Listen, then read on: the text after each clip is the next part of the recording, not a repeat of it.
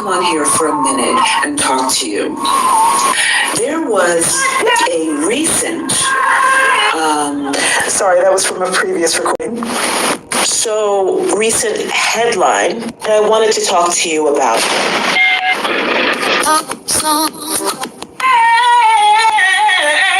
It just reminded me that many of you are not intrinsically interested in the headlines. In fact, a lot of you come to model poetry to get away from the brashness, the too muchness, the shininess, the rah-rah in the world that you need a break from. Poetry is an amazing thing.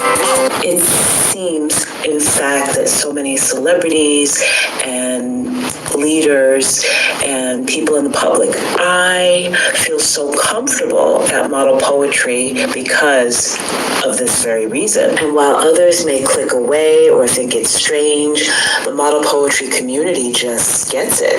It just feels comfortable here. You know, we're talking to people from modelpoetry.com, and you know, a lot of things are digital these days. People are doing things digitally, but there is early Owego Antique Center that's in Owego, New York, where you can actually go and get antiques. And what do you think about the changing digital age and the idea of having a relationship with things getting close up? I mean, it makes things a lot easier on people, I suppose. It's quick and easy. Okay. And it's more accessible to a lot of people, so. So would you go to early Owego Antique Center in New York? Would you check it out? Like, if there are antiques that are tangible, you can have that kind of experience? Sure, yeah. You would. Finger Lakes? Yeah, that's perfect. Yeah. So what do you think about bullying? Definitely trying not to be just a bystander and inserting yourself unnecessary. Hi. So, you know, I'm wondering, have you ever been bullied? I haven't, but I know people that have, and in high school it's a terrible thing to witness, and I definitely have stepped in and helped people that have, yeah. Oh, okay. Just, can you give me one instance? What did you do? Sure, yeah. I mean, I got involved. I asked the person if they, you know, if their parents ever taught them what it's like to ever be bullied.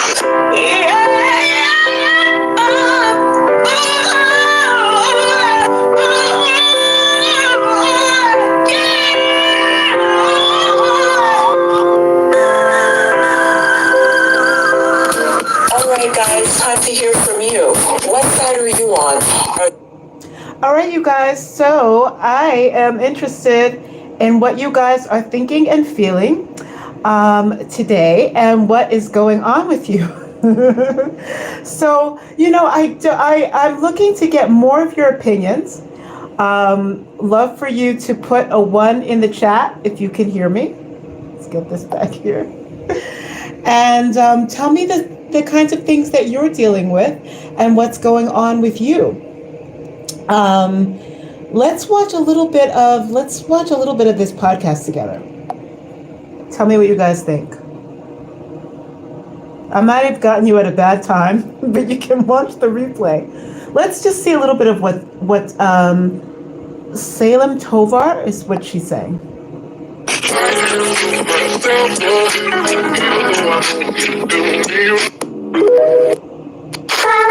Theory of those. Yeah, I think everyone gets along. That's also a daily struggle in America, but also it is affecting people in ways you might not know. As of December, over a third of Americans aged 18 to 25 reportedly felt lonely, frequently, almost all the time, or all the time. I literally get off, it's pitch black. Tell me what you guys think. I'd love to hear your thoughts. And, you know, tell me what you think. Like, I don't have energy. How do you have friends? Like, how do you have time to, like, I don't have time for anything. And I'm, like, so stressed out. Just texted everyone I know, and they all have plans with someone else. Feeling of knowing everyone around you has a number one, but you're nobody's number one. Just tired of begging people to want me in their life. Like, if you don't want me, okay, then bye. But why does nobody make an effort? Right now, I'm not even looking for love. I just need a friend. I don't think it's any coincidence that right when there is a friendship decline, there is also a rising emphasis and hyper-focus on self-care obsessive trends. And despite social media glamorizing these trends, it's actually making us more miserable and alone.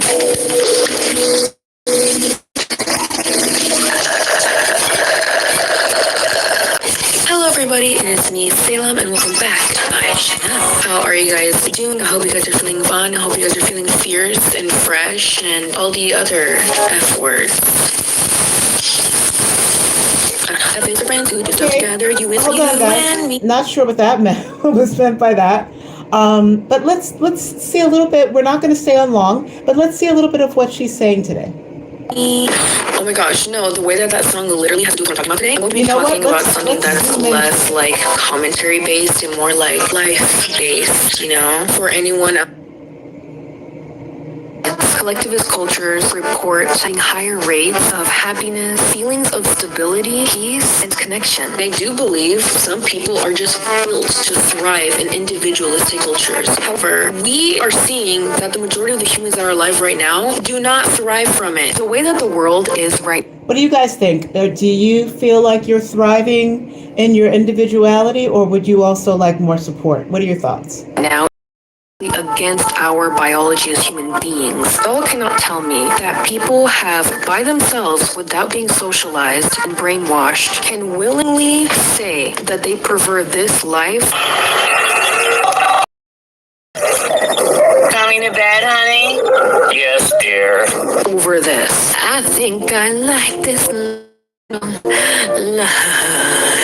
Also, I'm singing this because the original sound right it. Anyways, the point I'm trying to make is that we were not born into stuff, and it's not in our human biology to be in front of a phone screen in the middle of the night when we should really be going to sleep. And then you guys already wasted 10 hours of sleep, and now it's 1 a.m. But your ass keeps scrolling. Y'all wonder why we're miserable. I kind of hate that. However, we unfortunately. Do you guys feel like that? Do you feel miserable, or do you feel like you are serving your purpose? Put it in the chat.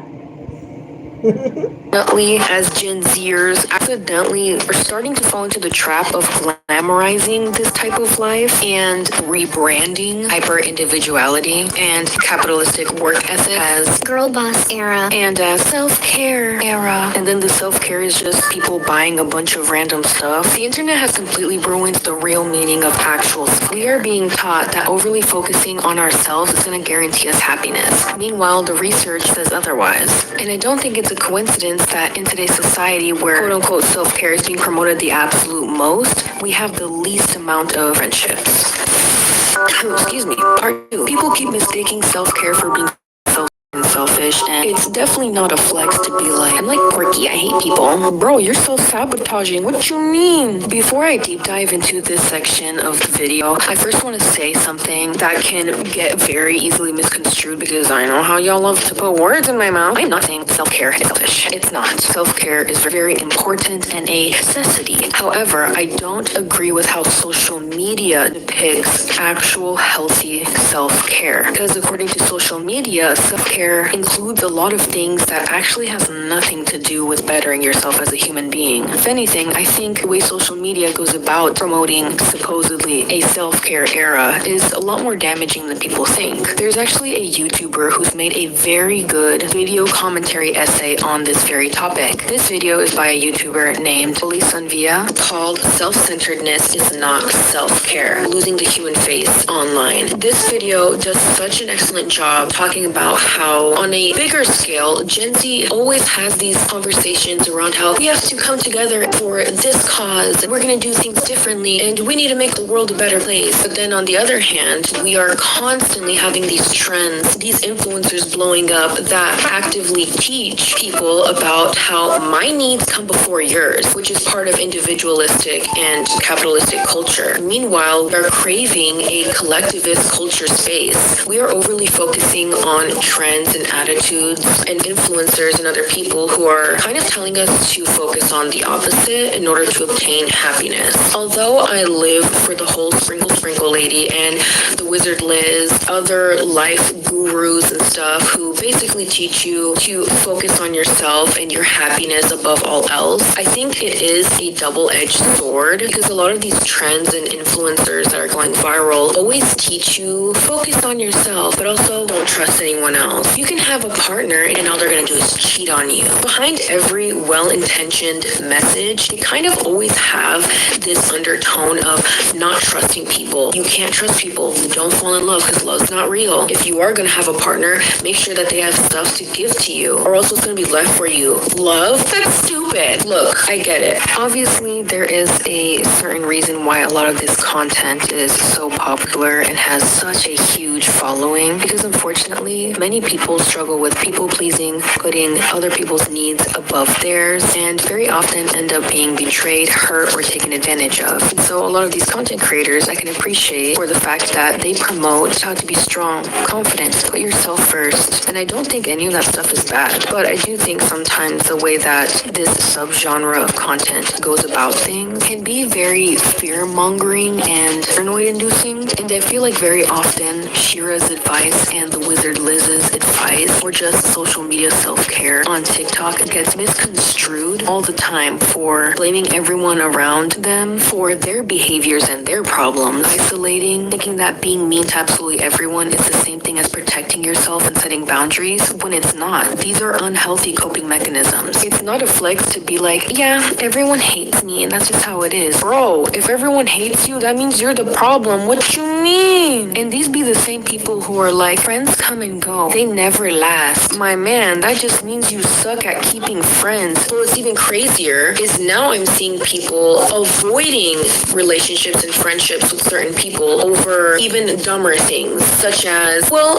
if they don't like cats, then that means that they're just not a girl's girl. You know what I mean? So I'm just not going to be friends with someone who doesn't like cats. Meanwhile, the person is probably... So what are you guys thinking about this? What are your thoughts on it? Do you agree with what she's saying? Do you feel that it is something that, you know, you do take issue with the idea of someone saying, oh, put yourself first and this and that? Are you more focused on Christian ideals and giving, how you can give to others and that will be returned to you? What are your thoughts, guys? Allergic to cats. Like, that's what I mean. Like, we are focusing so hard on the surface level that we don't care. And because we don't give a single damn about how meaningful friendships can become, we kind of have normalized completely cutting off people and ghosting people for the dumbest reasons, thus cutting off any potential for growth and unlocking a new level of depth within any relationship. Obviously, I'm not saying if a relationship or a friendship is getting toxic that you guys should just make it work and stay in it, because I know, again, y'all like to warp my words. But what I am saying is that many minor disagreements are actually very resolvable, but for some reason nowadays, people just don't want to resolve anything or put in the effort into creating something that can be very nice longevity-wise, and it only adds to their loneliness. A lot of people seem to be not even wanting someone who's a friend, but almost just a carbon copy of themselves, but in a different body, which is crazy, because how much do you guys love yourselves? Because I feel like if I were to meet a carbon copy of myself, we would be fighting. I do believe that red flags are very much real, and I do believe having preferences is also real and valid. However, there is a difference between boundaries, red flags, and preferences, and straight up not liking someone because they don't use like the same brand of toothpaste as you. Basically, what I'm trying to say is it's a lot more common to find really bad friends nowadays, and it's also common to just not be able to make good friends in general nowadays because of the rise of fake self-care people. Some people make it seem like it's a flex to hate other people, to not want friendships, and to just focus on me and making that money, and kind of shame people who do want friendships. I'm here to tell you that there's no shame in wanting someone to care about you, which makes me really sad because it just so happens that this toxic type of person always seems to meet up with the person who genuinely wants to make a friend. It's okay to be selfless, especially with the right people. I especially say this because as a neurodivergent person, people listening to this who also struggle with friendship and see TikToks or people on social media who make TikToks like, if they do this and that's a red flag, and then they just describe a neurodivergent person trying their best to socialize, and it's extremely discouraging. Just know that there's nothing wrong with you. Neurodivergent or not, it's okay for you to want to have a friend, especially a friendship that's deep. But what a lot of people don't understand is that those types of friendships take a long time. Yay. We tend to overcomplicate all types of relationships. Right, you guys. Well, I don't know. I'm going to see if we should continue. Might be a pause. Or if we're going to call it a night. I would love to have your thoughts in the chat. I love you guys so much. Okay. hold on, let me see something here. This is so funny because this is not.